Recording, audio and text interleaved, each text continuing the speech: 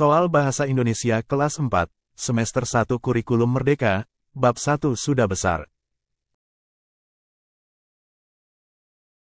Simaklah cerita berikut ini. Tak muat lagi. Lala baru saja pulang sekolah. Cuaca panas membuatnya buru-buru masuk rumah. Segelas air dingin, itulah yang diinginkannya. Kakak pasti haus. Ini, minum dulu. Kiki menyodorkan segelas air. Adiknya itu memang baik. Wah, terima Kak. Lala menghentikan ucapannya begitu melihat baju yang dipakai Kiki. Itu baju biru polkadot favoritnya. Kenapa kamu memakai bajuku? Lala bertanya dengan kesal. Kata ibu, baju ini untukku. Kakak kan sudah tidak pernah lagi memakainya. Jawab Kiki bingung. Kata ibu, baju ini untukku. Kakak kan sudah tidak pernah lagi memakainya. Jawab Kiki bingung. Tidak pernah kupakai bukan berarti boleh diambil.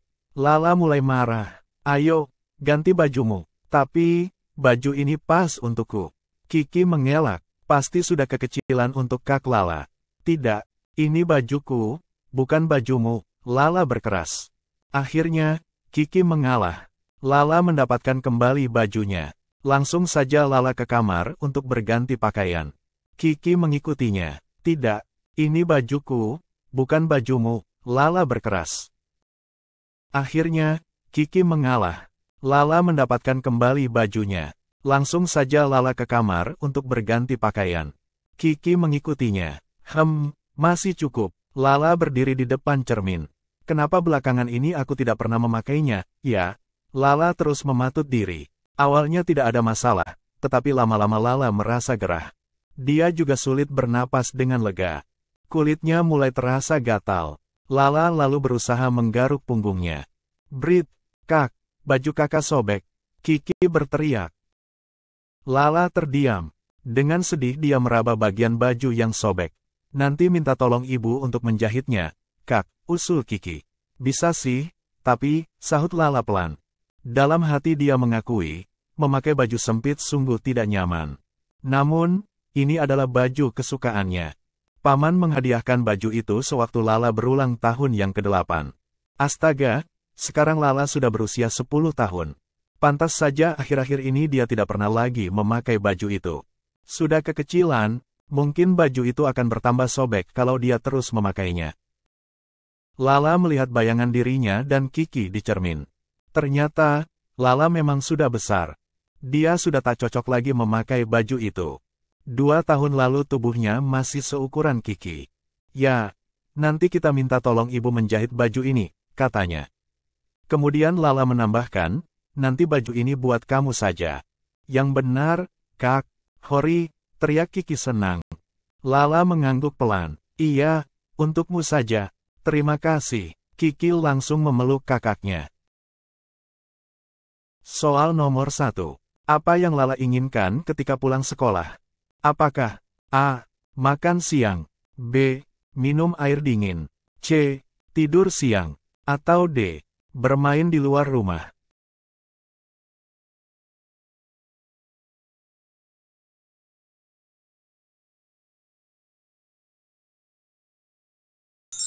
Jawabannya yang B. Soal nomor 2. Mengapa Lala marah kepada Kiki? Apakah A. Kiki tidak membantunya belajar, B. Kiki memakai baju favoritnya, C. Kiki meminjam buku tanpa izin, atau D. Kiki tidak mengerjakan tugas?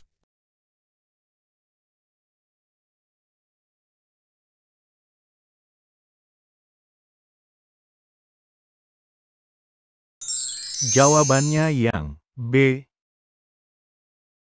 Soal nomor 3. Apa alasan Kiki memakai baju Lala? Apakah A. Kiki tidak memiliki baju lain, B. Ibu memintanya memakai baju itu, C. Kiki menyukai baju itu, atau D. Kiki tidak tahu itu baju Lala?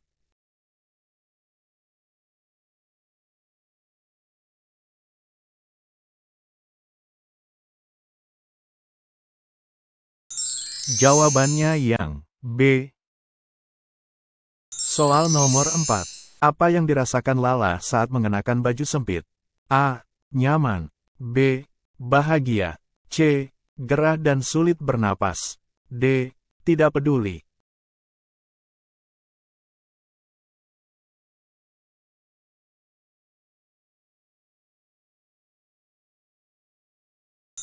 Jawabannya yang C.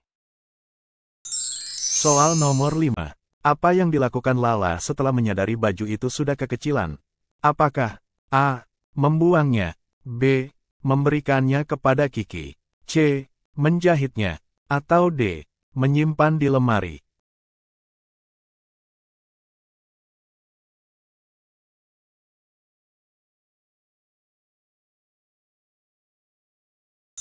Jawabannya yang B. Soal Bahasa Indonesia kelas 4, semester 1 Kurikulum Merdeka, bab 2 di bawah atap. Simaklah cerita berikut ini. Kepala sukulen. Tigor suka menyiram tanaman karena Tigor suka bermain air. Dengan semprotan di tangannya, Tigor dapat membuat hujan. Jika Tigor memutar kepala semprotan ke kanan, Tigor bisa menyemprotkan air lebih jauh. Jika Tigor memutar kepala semprotan ke kiri, air keluar seperti hujan gerimis. Kadang-kadang Tigor dapat melihat pelangi. Sayangnya, Molen tidak suka. Kucing yang suka membuntuti Tigor itu takut air. Begitu Tigor menyalakan keran, Molen segera kabur dan masuk rumah. Baiklah, Tigor bekerja sendiri saja. Rasanya Tigor ingin menyiram tanaman seharian, apalagi saat cuaca panas seperti ini. Tentu saja Inang tidak membolehkannya karena halaman akan menjadi becek. Kata Inang, menyiram tanaman secara berlebihan itu membuang-buang air. Itu tidak baik. Syur, Tigor beraksi. Dari tanaman berbunga ungu di pojok kiri sampai pohon mangga besar di kanan, semua disiram Tigor. Tigor melakukannya secara sistematis agar tidak ada yang terlewat. Tigor hampir sampai di tanaman kecil-kecil punya Kaktiur. Tiba-tiba, jangan, kemarin sudah. Tanaman ini bisa mati kalau sering disiram, kata Kaktiur.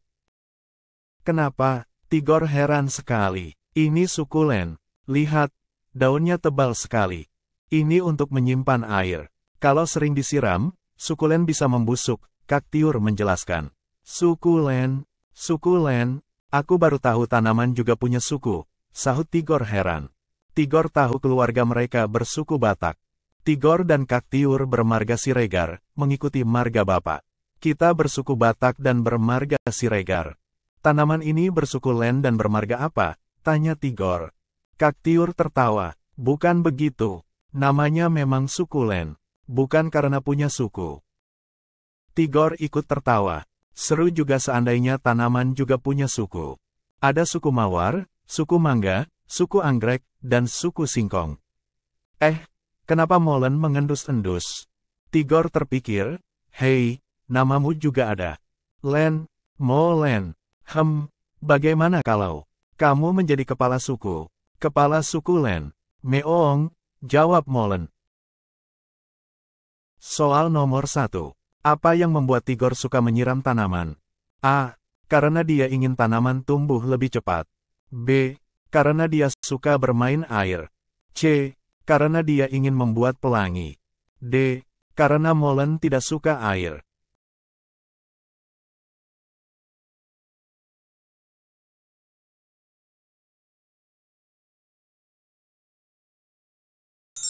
Jawabannya yang B. Soal nomor 2. Apa yang terjadi ketika Tigor memutar kepala semprotan ke kanan? A. Air keluar lebih dekat. B. Air keluar seperti hujan gerimis. C. Air keluar lebih jauh. D. Pelangi muncul.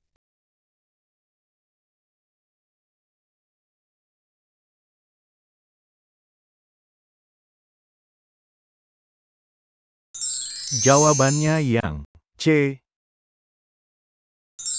Soal nomor 3. Mengapa Molen kabur ketika Tigor menyalakan keran? A. Karena dia takut hujan. B. Karena dia tidak suka air. C. Karena dia tidak suka Tigor. D. Karena dia ingin bermain air.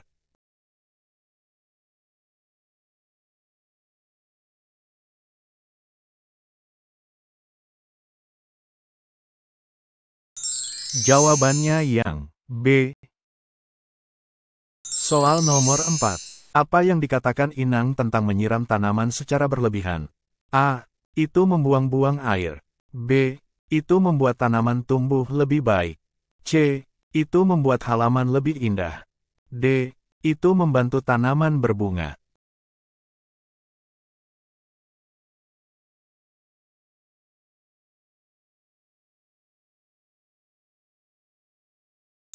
Jawabannya yang A.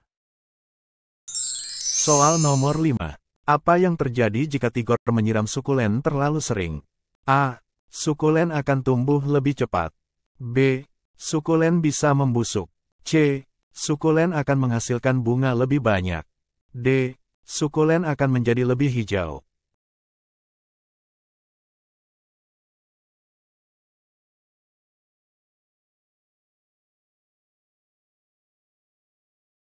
Jawabannya yang B.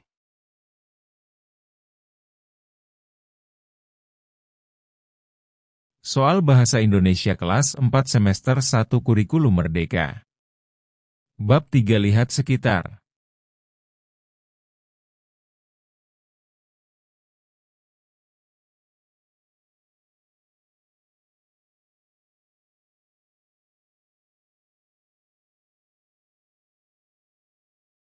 Simaklah cerita berikut ini. Awas! Aduh, lampu lalu lintas sudah berganti kuning. Rudi tahu dia harus bersiap-siap untuk berhenti. Rudi berangkat lebih pagi. Kelompoknya piket hari ini. Mereka sudah berbagi tugas. Tugas Rudi menyapu kelas. Rudi tidak sabar menunggu lampu. Lalu lintas di depannya berganti hijau. Rasanya sungguh lama. Sudah tidak ada kendaraan lagi dari sebelah kanan dan kiri. Jalan di depannya kosong. Ah, aman, pikir Rudi. Dia mengayuh pedal dan bersiap untuk melaju sekencang-kencangnya. Tiba-tiba, teet! Bunyi klakson memekakan telinga.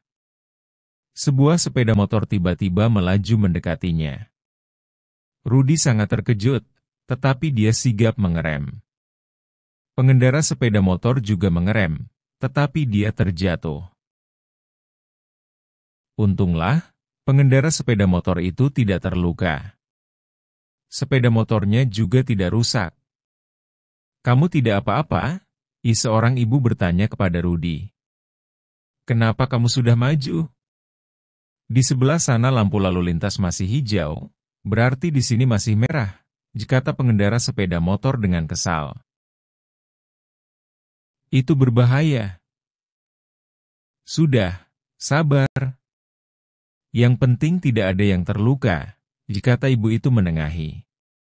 "Kalian tidak pakai helm, itu juga berbahaya." Rudi hanya bisa berkata, "Maaf bang." Dia masih terkejut dan sekarang mulai merasa takut. "Hati-hati, ya, nak," pesan ibu itu. Untunglah, pengendara sepeda motor itu tidak terluka. Sepeda motornya juga tidak rusak. "Kamu tidak apa-apa?" Seorang ibu bertanya kepada Rudi. Rudi mendengar suara klakson dari arah belakang. Makna kata klakson memiliki arti. A. Lampu. B. Bel sepeda. C. Bunyi kendaraan. D. Jalur kendaraan.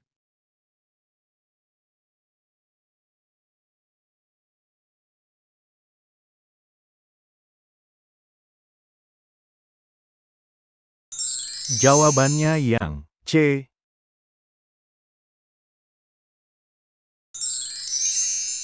Rudi merasa lelah setelah mengayuh sepedanya jauh-jauh. Sinonim kata mengayuh memiliki arti yang mirip dengan A. Melangkah, B. Mengemudi, C. Memutar, D. Mengayunkan.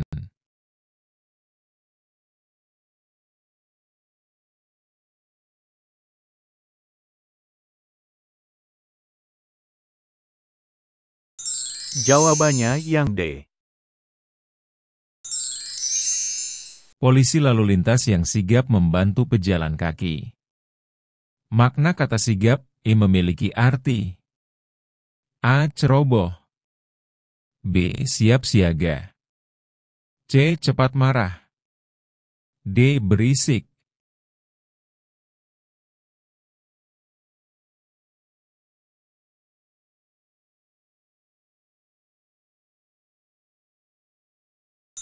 Jawabannya yang B. Saat lampu merah, pengemudi sepeda motor langsung mengerem. Makna kata kerja mengerem, berarti A. Menggerakkan kendaraan, B. Menghentikan kendaraan, C. Menyalakan lampu, D. Menghidupkan mesin.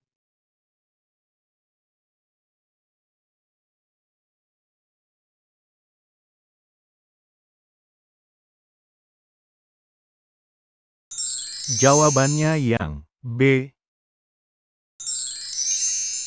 Pengendara motor selalu menggunakan helm.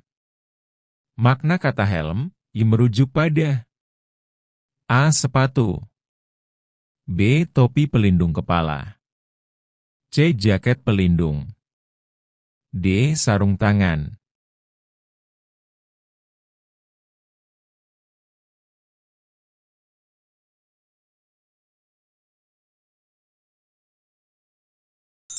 Jawabannya yang B.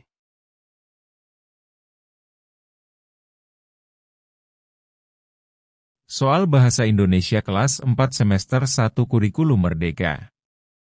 Bab 4. Meliuk dan menerjang.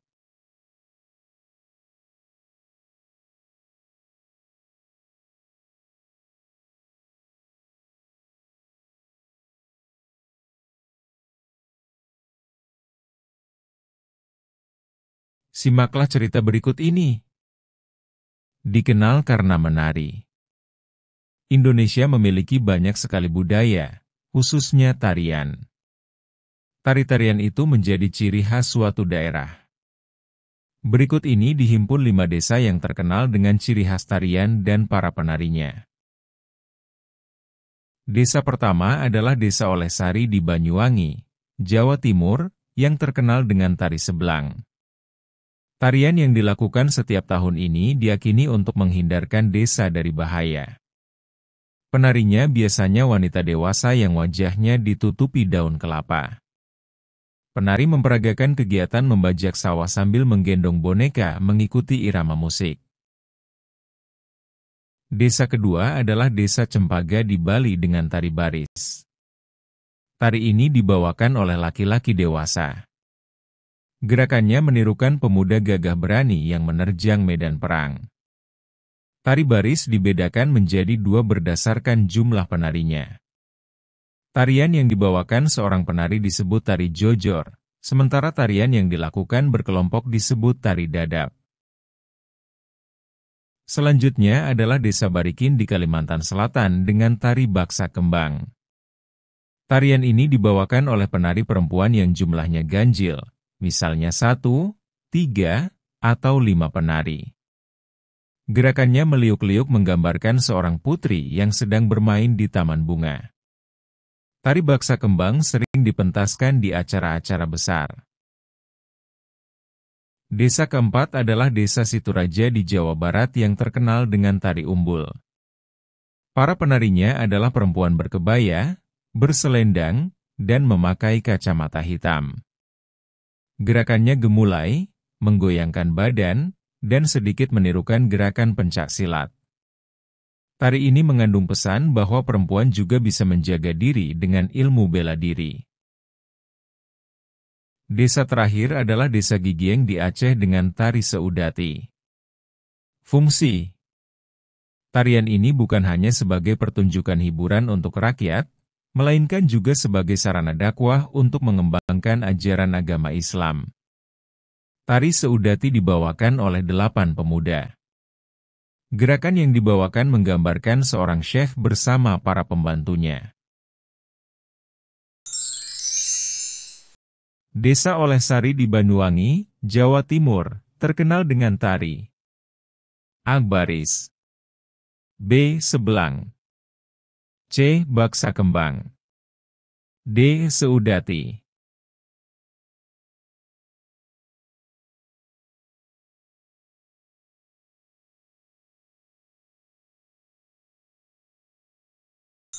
Jawabannya yang B.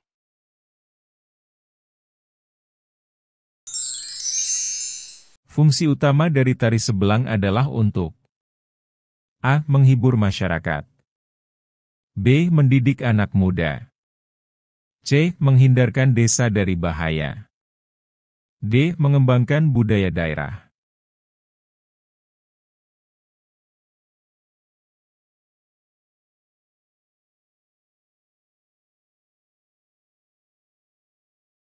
Jawabannya yang C.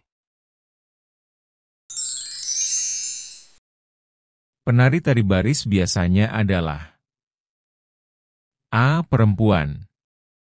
B. Anak-anak. C. Laki-laki dewasa. D. Remaja.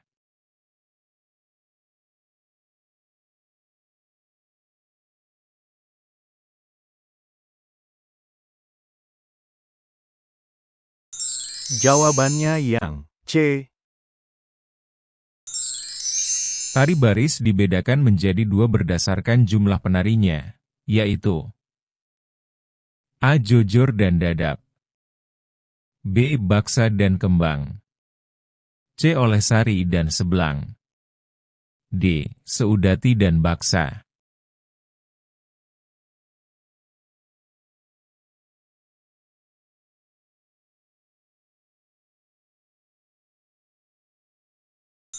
Jawabannya yang A. Jumlah penari dalam tari baksa kembang adalah A. Genap. B. Ganjil. C. Banyak. D. Sedikit.